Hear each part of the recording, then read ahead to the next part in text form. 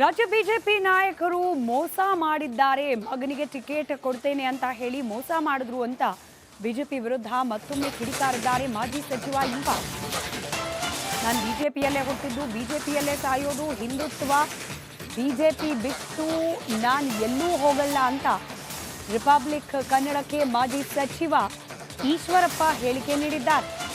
ನನಗೆ ಕಾಂಗ್ರೆಸ್ ಸಮಾಜವಾದಿ ಪಕ್ಷದಿಂದ ಆಫರ್ ಬಂದಿತ್ತು, ಸದ್ಯ ಬಿಜೆಪಿಯಲ್ಲಿ ಏನೂ ಸರಿ ಇಲ್ಲ, ಅದಕ್ಕೇನೆ ಹೊರಗಿದ್ದೇನೆ ಅಂತ ಹೇಳಿ ರಾಜ್ಯ ಬಿಜೆಪಿಯ ಸಂಘಟನೆ ಕುಸಿದಿದೆ ಅಂತ ಕೂಡ ಇದೇ ಸಂದರ್ಭದಲ್ಲಿ ಈಶ್ವರಪ್ಪ ಕಿಡಿಕಾರಿದ್ದಾರೆ.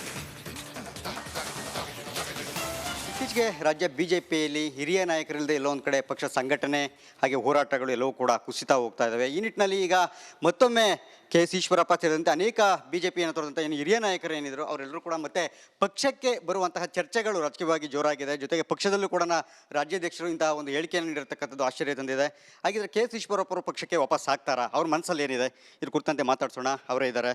ಸರ್ ನಮಸ್ತೆ. ಇವತ್ತು ಬಿಜೆಪಿಯ ರಾಜ್ಯಾಧ್ಯಕ್ಷರು ಒಂದು ಹೇಳಿಕೆಯನ್ನು ಕೊಟ್ಟಿದ್ದಾರೆ, ತಾವು ಗಮನಿಸಿರ್ತೀರಿ. ಬಹುಶಃ ಹಿರಿಯರು ಪಕ್ಷಕ್ಕೆ ಬರೋದ್ರ ಸ್ವಾಗತ ಅಂತಕ್ಕಂಥ ಮಾತನಾಡಿದ್ರು. ಅದು ಯಾಕೋ ಸ್ವಲ್ಪ ತಡವಾಗಿ ಹೇಳಿದ್ರು ಅಂತ ಸಾಕಷ್ಟು ಒತ್ತಡಗಳು ಅಭಿಮಾನಿಗಳು ಎಲ್ಲರೂ ಕೂಡ ತಮ್ಮವ್ರು ಹೇಳಿದರು. ಅದೆಲ್ಲ ಬಿಟ್ಟು ಈಗ ಹೇಳ್ತಾ ಇದ್ದಾರೆ. ತಾವು ಈ ಒಂದು ಅವರ ಹೇಳಿಕೆಯನ್ನು ಯಾವ ರೀತಿಯಾಗಿ ಸ್ವಾಗತ ಮಾಡ್ತೀರೋ ಅಥವಾ ಏನು ಹೇಳ್ತೀರಿ? ರಾಜ್ಯದ ಅಧ್ಯಕ್ಷ ವಿಜೇಂದ್ರರವರು ಆ ರೀತಿ ಹೇಳಬೇಕಾದ್ದು ಯಾಕೆ, ಏನು ಹೇಳಿದ್ದಾರೆ ನಂಗೆ ಡೀಟೇಲ್ ಗೊತ್ತಿಲ್ಲ. ಹಾಗಾಗಿ ಅದ್ರ ಬಗ್ಗೆ ನಾನು ವಿವರಕ್ಕೆ ಹೋಗೋಕ್ಕೆ ಇಷ್ಟಪಡಲ್ಲ. ಅವರು ಏನು ಹೇಳಿದ್ದಾರೆ ಅಂತ ತಿಳ್ಕೊಂಡು ಆಮೇಲೆ ಹೇಳ್ತೀನಿ. ನನಗೇನು ಕರೆಕ್ಟಾಗಿ ಗೊತ್ತಿಲ್ಲ. ಈಗೇನು ಇದ್ರ ಬಗ್ಗೆ ನಾನು ರಿಯಾಕ್ಷನ್ ಕೊಡಲ್ಲ ಸರ್. ಹಾಗೆಯೇ ಪಕ್ಷ ತಮ್ಮನ್ನು ಅಷ್ಟು ಅಂದರೆ ನಿಷ್ಠಾವಂತರಾಗಿದ್ದವರು ಪಕ್ಷಕ್ಕೆ ಸದಾ ಎಲ್ಲೋ ಒಂದು ಕಡೆ ಹಿರಿಯರು ಅಂತಂದಾಗ ಅದರಲ್ಲಿ ನಾವು ಎಲ್ಲೋ ಒಂದು ಕಡೆ ಹುಡುಕೊಂಬರ್ತಿದ್ದೆ ಮೊದಲಾಗಿ ಈಶ್ವರಪ್ಪ ಅವ್ರನ್ನ. ಇಂಥ ಒಂದು ಇದ್ದಾಗ ಪರಿಸ್ಥಿತಿಯಲ್ಲಿ ಇದ್ದಾಗ ತಮ್ಮನ್ನು ಕಳೆದ ಚುನಾವಣೆಯಲ್ಲಿ ಯಾವ ರೀತಿ ನಡೆಸ್ಕೊಂಡ್ರು ಅನ್ನೋದನ್ನ ಎಲ್ಲವನ್ನೂ ಕೂಡ ನೋಡಿದ್ದೀವಿ. ಇಂಥ ಸಂದರ್ಭದಲ್ಲಿ ಹಿರಿಯರಿಲ್ದೇ ಈವರೆಗೂ ಕೂಡ ಪಕ್ಷ ಎಲ್ಲೋ ಒಂದು ಕಡೆ ಸಂಘಟನೆ ಕೂಡ ಕುಸ್ತಿದೆ. ಇಂಥ ಸಂದರ್ಭದಲ್ಲಿ ಈಶ್ವರಪ್ಪ ಅವರ ಅವಶ್ಯಕತೆ ಬಿತ್ತ ಪಕ್ಷಕ್ಕೆ ಅಂತ ನನಗೆ ಗೊತ್ತಿಲ್ಲ. ಅವ್ರು ಏನು ಹೇಳಿದ್ರು ಅಂತಲೇ ಗೊತ್ತಿಲ್ಲ. ಅದಕ್ಕೋಸ್ಕರ ಮತ್ತೆ ನಾನು ರಿಯಾಕ್ಷನ್ ಕೊಡಲ್ಲ ಅಂತ ಹೇಳ್ತಾ ಇದ್ದೀನಲ್ಲ. ನಾನು ಅದ್ರ ಬಗ್ಗೆ ಏನು ಹೇಳೋಕ್ಕೆ ಇಷ್ಟಪಡಲ್ಲ. ಒಂದು ವೇಳೆ ಏನಾದರೂ ಪಕ್ಷದಿಂದ ಹೈಕಮಾಂಡ್ ನಾಯಕರು ಅಥವಾ ಏನಾದರೂ ಈಶ್ವರಪ್ಪ ಅವ್ರು ಬನ್ನಿ ಅಂತ ಆಹ್ವಾನ ಮಾಡಿದರೆ ತಾವು ಸಿದ್ಧರಿದ್ದೀರಿ ಸರ್? ಒಂದು ವೇಳೆ ಅಂಥದ್ರ ಬಗ್ಗೆ ಅಂಥದಕ್ಕೆ ನಾನು ಏನು ಹೇಳೋಕ್ಕೆ ಇಷ್ಟಪಡಲ್ಲ. ನೋಡೋಣ, ಅಂಥ ಪರಿಸ್ಥಿತಿಗಳು ಬಂದಾಗ ರಾಜಕಾರಣದ ಏನಾಗುತ್ತೆ ನೋಡೋಣ. ಈಗಂತೂ ನಾನು ಹೋಗಲ್ಲ.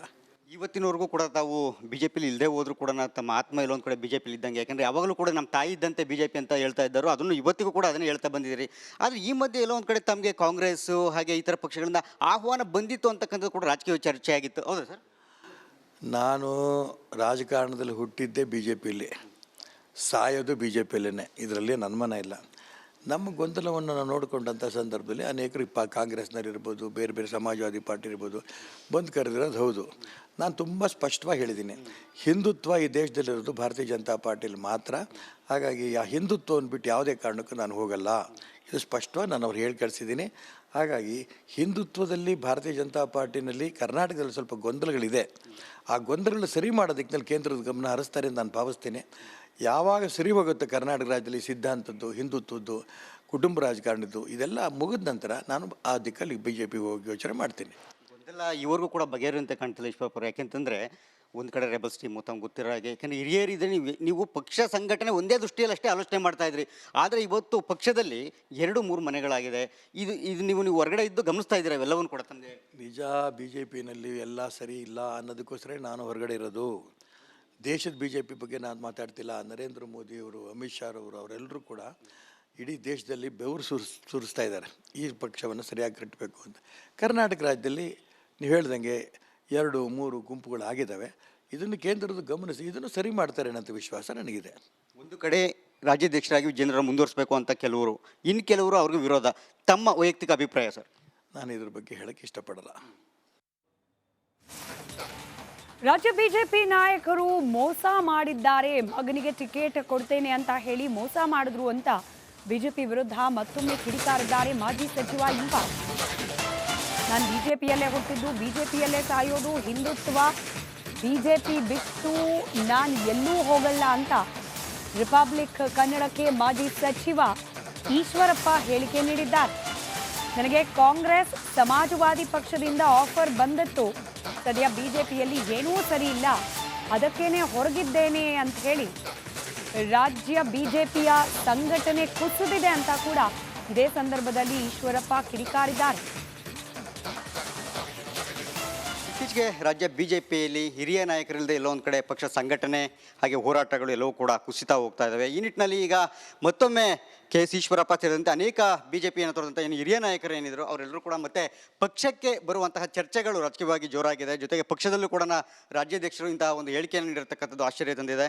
ಹಾಗಿದ್ರೆ ಕೆ.ಎಸ್. ಈಶ್ವರಪ್ಪ ಅವರು ಪಕ್ಷಕ್ಕೆ ವಾಪಸ್ ಆಗ್ತಾರಾ? ಅವ್ರ ಮನಸ್ಸಲ್ಲಿ ಏನಿದೆ ಇದ್ರ ಕುರಿತಂತೆ ಮಾತಾಡ್ಸೋಣ. ಅವರೇ ಇದ್ದಾರೆ. ಸರ್ ನಮಸ್ತೆ.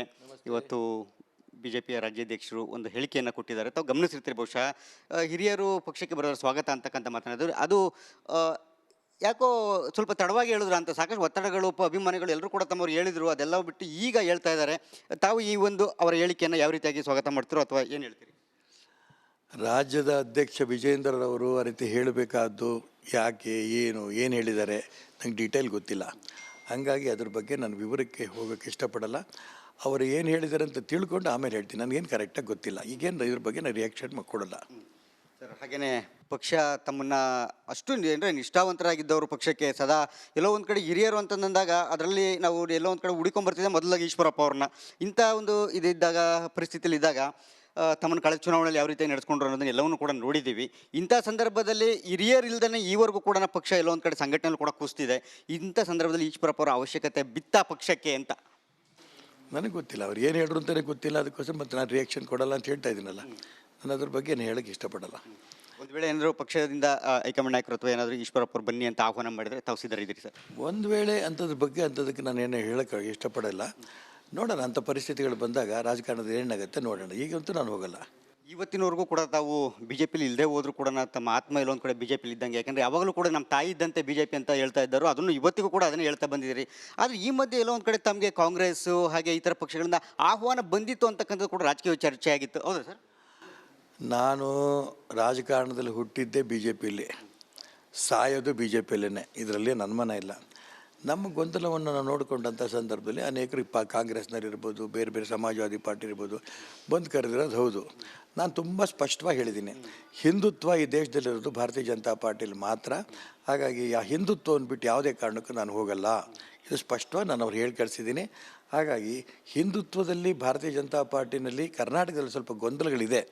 ಆ ಗೊಂದಲಗಳನ್ನ ಸರಿ ಮಾಡೋದಕ್ಕೆ ಕೇಂದ್ರದ ಗಮನ ಹರಿಸ್ತಾರೆ ಅಂತ ನಾನು ಭಾವಿಸ್ತೀನಿ. ಯಾವಾಗ ಸರಿ ಹೋಗುತ್ತೆ ಕರ್ನಾಟಕ ರಾಜ್ಯದಲ್ಲಿ ಸಿದ್ಧಾಂತದ್ದು, ಹಿಂದುತ್ವದ್ದು, ಕುಟುಂಬ ರಾಜಕಾರಣದ್ದು ಇದೆಲ್ಲ ಮುಗಿದ ನಂತರ ನಾನು ಆ ದಿಕ್ಕಲ್ಲಿ ಬಿ ಜೆ ಪಿಗೆ ಹೋಗಿ ಯೋಚನೆ ಮಾಡ್ತೀನಿ. ಗೊಂದಲ ಇವರೆಗೂ ಕೂಡ ಬಗೆಹರಿಯುವಂತೆ ಕಾಣ್ತಿಲ್ಲ ಈಶ್ವರಪ್ಪ ಅವರು. ಯಾಕೆಂತಂದರೆ ಒಂದು ಕಡೆ ರೆಬಲ್ಸ್ ಟೀಮು ತಮ್ಗೆ ಗೊತ್ತಿರೋ ಹಾಗೆ, ಯಾಕೆಂದರೆ ಹಿರಿಯರಿದ್ರೆ ನೀವು ಪಕ್ಷ ಸಂಘಟನೆ ಒಂದೇ ದೃಷ್ಟಿಯಲ್ಲಿ ಅಷ್ಟೇ ಆಲೋಚನೆ ಮಾಡ್ತಾಯಿದ್ರಿ. ಆದರೆ ಇವತ್ತು ಪಕ್ಷದಲ್ಲಿ 2-3 ಮನೆಗಳಾಗಿದೆ. ಇದು ನೀವು ಹೊರಗಡೆ ಇದ್ದು ಗಮನಿಸ್ತಾ ಇದ್ದೀರಾ ಇವೆಲ್ಲವನ್ನು ಕೂಡ ತಮಗೆ? ನಿಜ, ಬಿ ಜೆ ಪಿನಲ್ಲಿ ಎಲ್ಲ ಸರಿ ಇಲ್ಲ ಅನ್ನೋದಕ್ಕೋಸ್ಕರ ನಾನು ಹೊರಗಡೆ ಇರೋದು. ದೇಶದ ಬಿ ಜೆ ಪಿ ಬಗ್ಗೆ ನಾನು ಮಾತಾಡ್ತಿಲ್ಲ. ನರೇಂದ್ರ ಮೋದಿಯವರು, ಅಮಿತ್ ಶಾ ಅವರು, ಅವರೆಲ್ಲರೂ ಕೂಡ ಇಡೀ ದೇಶದಲ್ಲಿ ಬೆವರು ಸುರಿಸ್ತಾ ಇದ್ದಾರೆ ಈ ಪಕ್ಷವನ್ನು ಸರಿಯಾಗಿ ಕಟ್ಟಬೇಕು ಅಂತ. ಕರ್ನಾಟಕ ರಾಜ್ಯದಲ್ಲಿ ನೀವು ಹೇಳ್ದಂಗೆ 2-3 ಗುಂಪುಗಳು ಆಗಿದ್ದಾವೆ. ಇದನ್ನು ಕೇಂದ್ರದ ಗಮನಿಸಿ ಇದನ್ನು ಸರಿ ಮಾಡ್ತಾರೆ ಅನ್ನೋ ವಿಶ್ವಾಸ ನನಗಿದೆ. ಒಂದು ಕಡೆ ರಾಜ್ಯಾಧ್ಯಕ್ಷರಾಗಿ ಜನರ ಮುಂದುವರಿಸಬೇಕು ಅಂತ ಕೆಲವರು, ಇನ್ನು ಕೆಲವರು ಅವ್ರಿಗೆ ವಿರೋಧ. ತಮ್ಮ ವೈಯಕ್ತಿಕ ಅಭಿಪ್ರಾಯ ಸರ್? ನಾನು ಇದ್ರ ಬಗ್ಗೆ ಹೇಳೋಕ್ಕೆ ಇಷ್ಟಪಡಲ್ಲ.